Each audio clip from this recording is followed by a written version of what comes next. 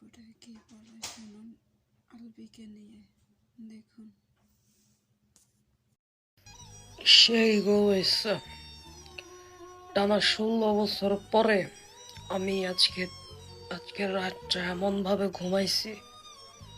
আমার ইকরা মারা গেছে, যাক সমস্যা নাই, কিন্তু 16 বছর পরে যে একটা ঘুম হইছে না আমার, কিন্তু দেশবাসীরে কেমনে বুঝাই? দেশবাসীরে কিছু একটা করে বুঝ দিতে। রোজগারের মা মারা গেছে সমস্যা নেই, কিন্তু আমার তো কিছু একটা কইতে হবে, তো পুরো দায়ভারটা আমার আইব, যদিও আমি দোষী। হ্যাঁ, সব জানা শোনাই ছিল, সব আগে থেকেই করা ছিল। এক কাজ করি, ঘুম ভালো হইছে, কিন্তু একটু লাইভে যাই, সমস্যা নাই, আমি মনে হয় হ্যান্ডেল করে লাইতে পারবো। সারা বছর নাটক মাটক করছি, হাসারে মিশা বানাইছি, মিসারে হাসা বানাইছি, আমি একজন নাটকের অ্যাক্টর। আর সামান্য এডারে যদি আমি তামাশা বানা দিতে পারি, কি মা অ্যাক্টর হইলাম, আমি নাটক করলাম। কত মরা মরলো আমার সামনে, আর এনে তো আমার ঘরের টাইম উঠছে। লাইভে যাই দেশবাসীর একটু ভুলভাল কইয়া পোজ দিয়া অভিনয় করা। লাইভে যাই লাইভে একটু ঢুকি, বুঝতে দেওয়া যাইব না যে আমি মনে মনে অনেক খুশি, পথের কাটা দূর হইছে। মানে আমার ইকরা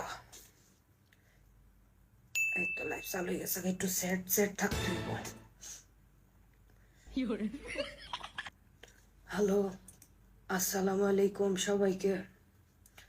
আমি একমাত্র লুচ্চা বালবি। আমি কথা বলার কন্ডিশনে নাই যদিও, তারপরেও লাইভটা করতে হচ্ছে আপনাদেরকে বোঝানোর জন্য যে আসলে আমি কতটা হ্যাপি এখন। মানে আমার ওয়াইফ ইকরা যে ঘটনাটা ঘটিয়েছে, এটার জন্য আমি তলে তলে পুশ করলেও সামনাসামনি কিন্তু আমি কোনো কিছুই বলতে পারিনি। যদি বলতাম তখন হয়তোবা দায়ভারটা এখন যতটা আসছে তখন আরো বেশি আসতো। এই জন্য তো আমার ইকরা আমাকে ছেড়ে দুনিয়া ছেড়ে চলে গেছে। এটাতে আপনারা যতটাই দুঃখী, কষ্ট পেয়েছেন, তার চাইতে যদিও মনের ভাবটা প্রকাশ করতে পারতেছি না, তার চাইতে 3 গুণ খুশি আমি হয়েছি। কেননা 16 বছর এই একটা ঝামেলা, এই একটা প্যারা আমি নিয়ে বাঁচতে পারতেছিলাম না। এটা হইতেছে মনের কথা। কি করব বলেন, কি করব? এই রোজা রমজান মাসেও আমার লুচুগিরি করতে হইতো। হ্যাঁ, এই জন্য আমি একটা মাসও ঘরে পরিবারের সময় দিতে পারলাম না।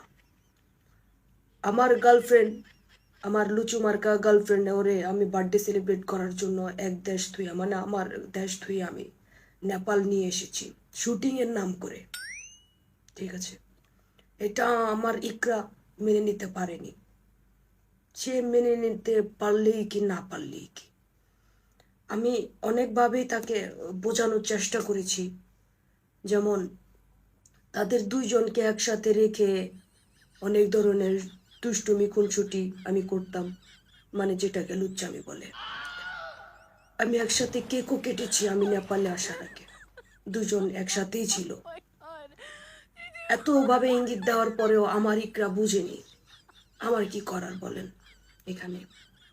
তারপর আমি শুধু এই আমার যে গার্লফ্রেন্ড, লুচু মার্কা গার্লফ্রেন্ড ছিল তিথি, আমি শুধু তার সাথেই নাটক করতাম, তার সাথেই শুটিং পুটিং করতাম, জায়গায় জায়গায় যাইতাম। এটা আমার ইকরা যদি না বুঝে আর কিভাবে বুঝাতাম বলেন? সে তো আর বাচ্চা না, সে তো আর বাচ্চা না। কিন্তু এখন যে ঘটনাটা ঘটেছে, এটাই আমি মনে মনে চাইতাম যেন সাপও মরে লাঠিও না ভাঙে। এটা বহুদিন পরে হয়েছে। তো আমি এই মুহূর্তে আমার গার্লফ্রেন্ডের সাথে, আমার লুচু গার্লফ্রেন্ডের সাথে আমি নেপাল আছি। তার বার্থডে সেলিব্রেট আমি খুব সুন্দরভাবেই করতে পেরেছি, স্বয়ং সম্পূর্ণভাবে।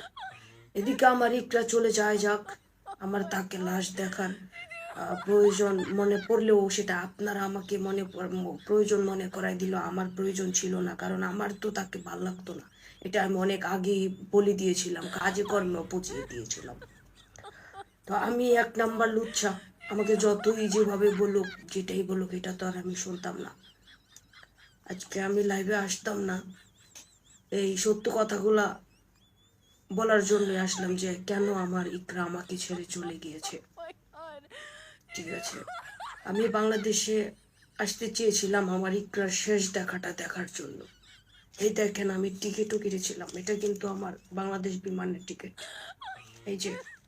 কিন্তু আমি চাই নাই, এটা কেটে রেখে দিয়েছি যাতে পরবর্তীতে আপনাদেরকে আমি দেখাইতে পারি। এটা হলো সেই টিকিট, তারপরও আমি যাই নাই। ঠিক আছে, আমি তো আর জীবনে কখনো লুচ্চামি করতে পারবো না। আমার গার্লফ্রেন্ডকে নিয়ে আমি লুচ্চামি করতে পারবো না। শেষ দেখা দেখতে পারলে পারলাম, না দেখতে পারলে নাই। আমার রোজগারের আম্মু চলে গিয়েছে, ঠিক আছে, তারপরেও কিন্তু আমি আসি নাই বাংলাদেশে। আর তখন আসলে আমি জানতাম যে পাবলিক ধরে আর আমার ইকরার ফ্যামিলি ধরে আমাকে গণপিটনে দিয়ে আমার লুচ্চামি বের করে দিত। হ্যাঁ, তো এই আর কি, আমাকে কেউ ভুল বুঝবেন না। ভুল বুঝলেও আমার কিছু যায় আসে না, কারণ আমি নাটক করতে করতে করতে করতে পাক্কা অভিনেতা হয়ে গিয়েছি, যেটা আপনাদেরকে আমি বুঝিয়ে বলতে পারবো না, আপনারা বুঝে নেন।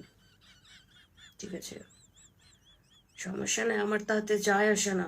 আমার তো গন্ডারের চামড়া, আর আমি 1 নাম্বার লুচো, এটা আপনারা সবাই জানেন। যে আপনারা 2-4-5 দিন আমাকে নিয়ে সমালোচনা করবেন, এটা বলবেন ওটা বলবেন, তারপরে ঠিকই আমি যেটা চেয়েছিলাম সেটাই হবে, হচ্ছে। আমি আমার লুচু গার্লফ্রেন্ডকে নিয়ে আমি সংসার করতে পারবো আবার।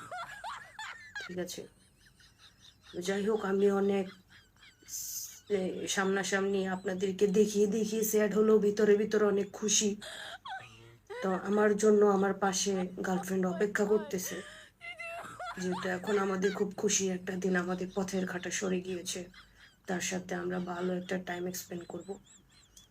তো যদি আপনাদের এই বয়ানও না হয়, তাহলে পরবর্তীতে আবার আমি চেষ্টা করব আরেকটা লাইভ বা ভিডিও বানিয়ে আপনাদেরকে দেওয়ার জন্য। ঠিক আছে, সবাই আমার আর আমার লুচ্চামির নতুন গার্লফ্রেন্ডের জন্য দোয়া করবেন। আমার ছেলে রোজগারের জন্য দোয়া করবেন। আমার ছেলের মা জন্য, ইকরার জন্য দোয়া করবেন। তো আসলে আমি আর কথা বলতে পারছি না।